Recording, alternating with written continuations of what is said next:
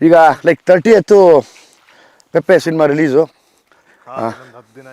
10 ದಿನ ಇದೆ. ನನಗೂ ಖುಷಿ ಆಯಿತು.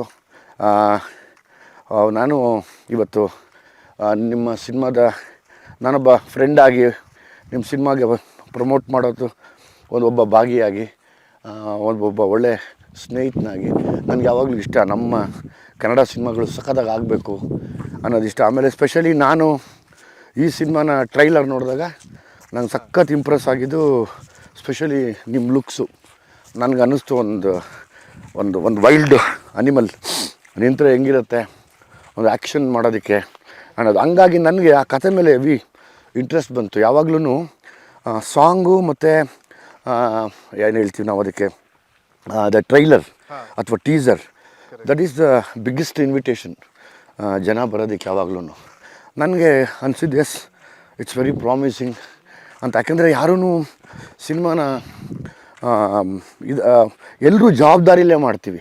ಸ್ಪೆಷಲಿ ನಾನು ಕೇಳ್ಪಟ್ಟಿದ್ದು ಆ ಟೀಮ್ ಬಗ್ಗೆ, ಯಾವುದು ನಿಮ್ಮ ಪೆಪ್ಪೆ ಟೀಮ್ ಬಗ್ಗೆ ಕೇಳಿದಾಗ ಅನ್ನಿಸ್ತು ಇಲ್ಲ ಏನೋ ಸ್ಟಫ್ ಇಟ್ಕೊಂಡೇ ಮಾಡಿದ್ದಾರೆ ಇದನ್ನು, ಸುಮ್ಮನೆ ಅಂತೂ ಮಾಡೋಕ್ಕೆ ಬರೋಲ್ಲ.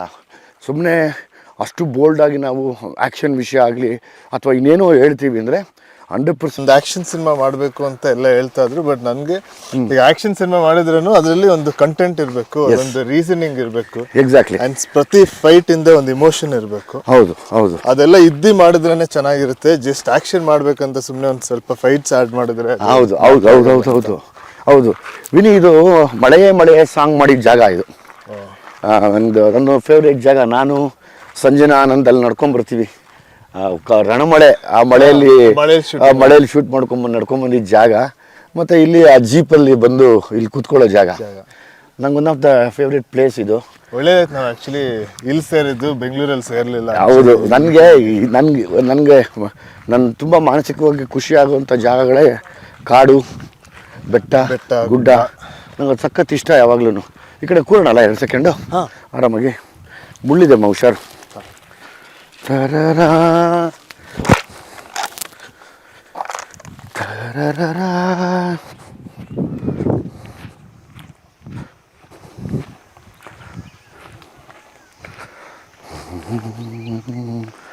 ಇಲ್ಲೂ ಕೂರ್ಬೋದು, ಅಲ್ಲೂ ಕೂರ್ಬೋದು, ಇಲ್ಲಿ ಕೂರ್ಬೋದು ಹುಷಾರಾಗಿ. ಬಾರಪ್ಪ ಇಲ್ಲಿ.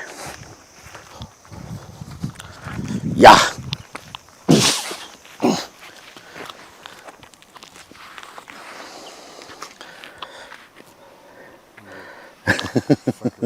ಅಲ್ಲ, ಇದು ಬೆಳಗ್ಗೆ ಸಂಜೆ ಮಳೆ ಟೈಮಲ್ಲಿ ಆ್ಯಕ್ಚುಲಿ ನಾವು ಮನುಷ್ಯರು ಎಷ್ಟು ಡಿಸ್ಟರ್ಬ್ಡ್ ಆಗಿರ್ತೀವಿ ಅಂದರೆ ನಮ್ಮಷ್ಟು ಡಿಸ್ಟರ್ಬ್ ಆಗೋದಾಗಿಲ್ಲ. ಬಟ್ ಇದು ನೋಡಪ್ಪ, ಮಾತೇ ಆಡಲ್ಲ. ಆಮೇಲೆ ಈ ಥರ ಜಾಗದಲ್ಲಿ ಕೂತ್ಕೊಂಡ್ರೆ ನಮಗೂ ಹಂಗೆ ಆಗುತ್ತೆ. ನಾವು ಎಷ್ಟು ಒಂದು 2-3 ಅವರ್ ಸುಮ್ಮನೆ ಇದನ್ನ ನೋಡ್ಕೊಂಡೆ ಕೂತಿರ್ಬೋದು. ಏನು ಮಾಡೋದೇ ಬೇಡ. ಎಸ್, ನಾನು ಲೈಕ್ ಮಾತೇ ಕಡಿಮೆ ಆಗ್ಬಿಡುತ್ತೆ. ಇಲ್ಲಿ ಬಂದು ಕೂತ್ರೆ ಮಾತಾಡೋ ಸ್ಟೈಲಿ, ವಾಯ್ಸ್ ಟೋನ್ ಕಡಿಮೆ ಆಗಿ ಬೇಡಪ್ಪ ನಾವೇ ಡಿಸ್ಟರ್ಬ್ ಮಾಡ್ತಿದ್ದೀವ ಅನಿಸುತ್ತೆ ಅಂತ. Beautiful place. ಯಾವಾಗಲೂ ನನಗೆ ಮನಸ್ಸಿಗೆ ಖುಷಿ ಕೊಡುವಂಥ ಸ್ಥಳಗಳಿವು. ನನಗೆ ಇದೇ ಎಂಜಾಯ್ಮೆಂಟ್, ಇದೇ ನನ್ನ ಸಕ್ಸಸ್. ನಾನು ಎಂಜಾಯ್ ಮಾಡ್ತಾ ಇರೋದು ಅಂದರೆ ಪೆಪ್ಪೆಯಲ್ಲಿ ಸಾಂಗ್ಸ್ ಎಷ್ಟಿದ್ದಾವೆ? ಸಾಂಗ್ಸ್ ಆ್ಯಕ್ಚುಲಿ ಒಂದೇ ಸಾಂಗ್ ಇರೋದು. Okay, good. ಓಕೆ, ಈಗ ರೀಸೆಂಟಾಗಿ ಒಂದು ಬಿಟ್ಟಿದ್ವಿ. ಓಕೆ, ಸೊ ಅದು ಒಂದೇ ಸಾಂಗ್ ಇರೋದು ಇಡೀ ಸಿನಿಮಾಲಿ. Okay okay okay. ಇಡೀ ಸಿನಿಮಾ ಬರೀ ಸ್ಟೋರಿ ರನ್ ಆಗ್ತಾ ಇರುತ್ತೆ. ಕರೆಕ್ಟ್. ಅದು ಆ್ಯಕ್ಚುಲಿ ನನಗೂ ಆ ಥರ ರೂಲ್ಸ್ಗಳನ್ನ ಬ್ರೇಕ್ ಮಾಡೋಕ್ಕೆ ಇಷ್ಟ. ಜನರಲಿ ಏನಾಗಿತ್ತು, ಸಿನಿಮಾ ಅಂದಿದ ತಕ್ಷಣ ಹೀರೋ ಬರ್ತಾನೆ, ಹೀರೋಗೆ ಒಂದು ಇಂಟ್ರಡಕ್ಷನ್ ಸಾಂಗ್ ಆಗಿದ ತಕ್ಷಣ ಒಂದು ಫೈಟ್ ಆಗಿದ ತಕ್ಷಣ ಹೀರೋಯಿನ್ ಇಂಟ್ರಡಕ್ಷನ್ ಆಗಿದ ತಕ್ಷಣ ಒಂದು ಡ್ಯೂಯೆಟ್ಟು, ಈ ಥರದ್ದು ಸುಮಾರು ನಡೀತಾ ಇರುತ್ತಲ್ಲ. ಅದನ್ನು ಬ್ರೇಕ್ ಮಾಡೋದೇ ಇವಾಗ ಹೊಸ ರೂಲ್ಸು. ಅಂದರೆ ನೋಡೋರು ತುಂಬ ಅಪ್ಡೇಟ್ ಆಗಿಬಿಟ್ಟಿದ್ದಾರೆ ಇವತ್ತು. ಜನಕ್ಕೆ ಅದು ಆ ಟೆಂಪ್ಲೇಟ್ ಎಷ್ಟು ಅಭ್ಯಾಸ ಆಗಿದೆ ಅಂದರೆ ಅವರು ತುಂಬ ಗೆಸ್ ಮಾಡೋಕ್ಕೆ ಸ್ಟಾರ್ಟ್ ಮಾಡ್ತಾರೆ. ಎಸ್ ಅವ್ರಿಗೆ ಅರ್ಧ ಸ್ಟೋರಿ ಆಗಲೇ ತಲೆಯಲ್ಲಿ ಕೂತ್ಬಿಟ್ಟಿರುತ್ತೆ. ಹೌದು. ಸೊ ಬ್ರೇಕ್ ಮಾಡಿದಾಗ ಒಂದೊಂದು ಸೀನು ಸಪ್ರೇಟ್. ಹೌದು, ಎಕ್ಸಾಕ್ಟ್ಲಿ. ಸುಮ್ಮನೆ ಫುಲ್ ಕಥೆ ಹೇಳೋದು ಬೇಡ. ಯಾಕೆ ಪೆಪ್ಪೆ ಯಾಕೆ ನೋಡಬೇಕು ಅಂದರೆ, ಪೆಪ್ಪೆದಿಂದ ಇನ್ನೊಂದೇನು ಇಷ್ಟ ಅಂದರೆ ಇದೇ ಥರ ಒಂದು ಕೂರ್ಗಲ್ಲಿ ತೆಗ್ದಿದ್ದು. ಓಕೆ. ಒಂದು ವಿಶಾಲವಾದ ಜಾಗ. ಓಕೆ. ನಾರ್ಮಲಾಗೆ ನೀವಲ್ಲಿ ಈ ಥರ ಲವ್ ಸ್ಟೋರೀಸ್ ತೆಗಿತಾರೆ, ಓಕೆ ಇಲ್ಲ ಸಾಂಗ್ಸ್ ತೆಗಿತಾರೆ ಕೂರ್ಗಲ್ಲಿ. ಓಕೆ ಬಟ್ ಅಲ್ಲಿ ಒಂದು ಕ್ರೈಮ್ ಸೀಕ್ವೆನ್ಸ್ ನಡೆದ್ರೆ ಅಂದ್ರೆ Greenಗೆ opposite ಆಗಿ, ಒಂದು ಕ್ರೈಮ್ ಸೀಕ್ವೆನ್ಸ್ ನಡೆದ್ರೆ ಹಾಂ ಆ ವಿಜುವಲ್ಸ್ ನೋಡೋಕ್ಕೆ ತುಂಬಾ ಮಜವಾಗಿರುತ್ತೆ. ಸೊ ಅದಕ್ಕೆ ಅದೇ ಫಸ್ಟ್ ಟೈಮ್ ನನಗೆ ಡೈರೆಕ್ಟರ್ ಹೇಳಿದಾಗ, ಆಮೇಲೆ ಈ ಬ್ಯಾಕ್ ಡ್ರಾಪ್ ಅಲ್ಲಿ ಈ ತರ ಒಂದು ಸ್ಟೋರಿ ಹೇಳಿದಾಗಲೇ ಅದು ನಂಗೆ ತುಂಬಾ ಸ್ಟ್ರೈಕ್ ಆಗಿತ್ತು. ಆಮೇಲೆ ಜನಕ್ಕೂ ಅದೊಂದು ಹೊಸ ಎಕ್ಸ್ಪೀರಿಯನ್ಸ್ ಅನ್ಸುತ್ತೆ. ಕರೆಕ್ಟ್ ಉಲ್ಟಾ ಹೇಳೋದು ಕರೆಕ್ಟ್, ಅದು ನಿಜ ನಿಜ. ಟೋಟಲ್ ನಂಬರ್ ಆಫ್ ಡೇಸ್ ಎಷ್ಟು ಶೂಟ್ ಮಾಡಿದ್ದು? ಇದಕ್ಕೊಂದು 50 days ಶೂಟ್ ಮಾಡಿದ್ವಿ. ಓಕೆ. ಬಟ್ ಒಂದು 2.5 years ಆಯಿತು.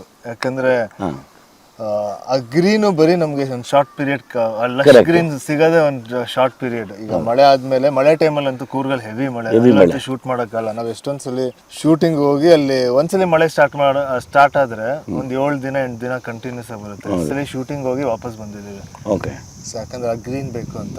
ಅದಾಗಿ ಒಂದು 3 monthsಗೆ ತಿರ್ಗಾ ಸಮ್ಮರ್ ಬಂದ್ಬಿಡುತ್ತೆ, ತಿರ್ಗಾ ಶೂಟ್ ಮಾಡೋಕ್ಕಲ್ಲ. ಲೈಟು ಟಾಪ್ ಲೈಟ್ ಹೆವಿ ಇರುತ್ತೆ. ಸೊ ಅದರಿಂದ ಆಲ್ಮೋಸ್ಟ್ 2 years ಅದಕ್ಕೆ ಲೊಕೇಶನ್ಗಳಿಗೆ ಕಾಯ್ಕೊಂಡು ವೆಯ್ಟ್ ಮಾಡಿ ಶೂಟ್ ಮಾಡೋಕ್ಕೆ ಒಂದಷ್ಟು ಟೈಮ್ ಕಳೆದು. ಆ್ಯಕ್ಚುಲಿ ಅದೇ ಅಚೀವ್ಮೆಂಟು. ಈಗ ನಾವು ಅಷ್ಟೇ, ಭೀಮಾನು ಅದೇ ಟೈಮ್ ತೊಗೋತು. ನನಗೆ ಅರ್ಥ ಆಗತ್ತದು ಯಾಕೆ ಆ ಟೈಮ್ ತೊಗೊಳತ್ತೆ ಅನ್ನೋದು. ಒಂದು ಒಳ್ಳೆ ಪ್ರಾಡಕ್ಟ್ ಕೊಡಬೇಕು ಅಂದರೆ ವೆಯ್ಟ್ ಮಾಡ್ಬೇಕು ನಾವು. ಅರ್ಜೆಂಟಿಗೆ ಚಿತ್ರಾನ್ನೂ ಮಾಡೋಕ್ಕಾಗಲ್ಲ ಇವತ್ತು. ಆಮೇಲೆ ಒಂದೊಂದು ಸಿನಿಮಾಕ್ಕೂ ಒಂದೊಂದು ಟೈಮ್ ಅದೇ ತೊಗೊಳುತ್ತೆ. ಆ್ಯಕ್ಚುಲಿ ನಾವು ಏನೇ ಟ್ರೈ ಮಾಡಿದ್ರೂ ಮುಗಿಸೋಕ್ಕೆ ಅದಕ್ಕೆ ಏನು ಟೈಮ್ ಬೇಕು ಅದೇ ಟೈಮ್ ತೊಗೊಳುತ್ತೆ. ಹೌದು, ಅದು ನನಗೆ ಆಮೇಲೆ ಆ ಟೈಮಲ್ಲೂ ಒಂದು ಜರ್ನಿ ಥರ ನಮಗೂ ಆಗಿರುತ್ತೆ. ಸಾಕಷ್ಟು ಕಲ್ತಿರ್ತೀವಿ. ಪೇಷನ್ಸ್ ಆಗಿರ್ಬೋದು, ಸಿನಿಮಾ ಬಗ್ಗೆ ಆಗಿರ್ಬೋದು. ಯಾವಾಗಲಾದರೂ ಡೈರೆಕ್ಟ್ ಮಾಡ್ಕೋಬೇಕು ಅನ್ನೋ ಆಸೆ ಇದೆಯಾ? ಡೈರೆಕ್ಷನ್ನು ನಂಗನ್ಸುತ್ತೆ ತುಂಬ ಕಷ್ಟವಾದ ಕೆಲಸ ಅನ್ಸುತ್ತೆ. ಸೊ ಫಸ್ಟ್ ಆ್ಯಕ್ಟಿಂಗ್ನೇ ಚೆನ್ನಾಗಿ ಮಾಡಿ ಅದರಲ್ಲೊಂದು ಎಕ್ಸ್ಪೀರಿಯನ್ಸ್ ಆಸೆ ಇದೆಯಾ ನನ್ನಲ್ಲಿ? ಒಬ್ಬ ಡೈರೆಕ್ಟರ್ ಇದ್ದಾನೆ, ನಾನು ಏನೋ ಹೇಳಬೇಕು ಅನ್ನೋದೊಂದು ಏನೋ ಕಾಡ್ತಾ ಇದೆಯಾ? ಬಟ್ ಆ ಥರ ಈಗ ನಮ್ಮ ಡೈರೆಕ್ಟರ್ಸ್ಗಳ ಜೊತೆ ನಾನು ಸಾಕಷ್ಟು ಹೊಸ ಡೈರೆಕ್ಟರ್ಗಳ ಜೊತೆನೇ ಕೆಲಸ ಮಾಡೋದಲ್ಲ. ಸೊ ಅವ್ರಿಗೆ ಒಂದಷ್ಟು ನನ್ನ ವ್ಯೂಸು ಪಾಯಿಂಟ್ಸು ಅವ್ರ ಜೊತೆ ಡಿಸ್ಕಸ್ ಮಾಡ್ತೀನಿ. ಸಾಕಷ್ಟು ಸ್ಕ್ರಿಪ್ಟ್ ವಿಚಾರ ಆಗಿರ್ಬೋದು, ಅದ್ರ ಬಗ್ಗೆ ಜಾಸ್ತಿ ಅವ್ರ ಜೊತೆ ಮಾತಾಡ್ತೀನಿ. ನಾನು ಇನ್ಪುಟ್ಸ್ ಕೊಡ್ತೀನಿ. ನಾನು ಒಂದು ಈ ಸೀನ್ ಈ ಥರನೂ ಹೇಳ್ಬೋದು ಅಂತ ಒಂದು ಇನ್ಪುಟ್ಸ್ ಕೊಡ್ತೀನಿ. ಆಮೇಲೆ ಈ ಥರ ಹೊಸ ಡೈರೆಕ್ಟರ್ಸ್ ತುಂಬ ಕೊಲಾಬ್ರೇಟಿವ್ ಆಗಿ ಕೆಲಸ ಮಾಡ್ತಾರೆ. ಕರೆಕ್ಟ್. ಸೊ ಅವರು ಕೇಳಿ ಅವರು ಅದು ಅವ್ರಿಗೆ ಕನ್ವಿನ್ಸ್ ಆದರೆ ಅವರು ಅದನ್ನ ತಗೊಳ್ತಾರೆ. ಇಲ್ಲ ಅಂದರೆ ನಾನು ಹೇಳ್ತೀನಿ ಅದು ಸರಿ ಇಲ್ಲ ಅಂದರೆ ನನ್ನ ಕನ್ವಿನ್ಸ್ ಮಾಡಿ ಯಾಕೆ ಸರಿ ಇಲ್ಲ. ಕರೆಕ್ಟ್. ಆ ಇದರಲ್ಲಿ ಕೆಲಸ ಮಾಡಿದಾಗ ಇನ್ನೂ ಸೂಪರ್, ತುಂಬ ಖುಷಿ ಆಗುತ್ತೆ.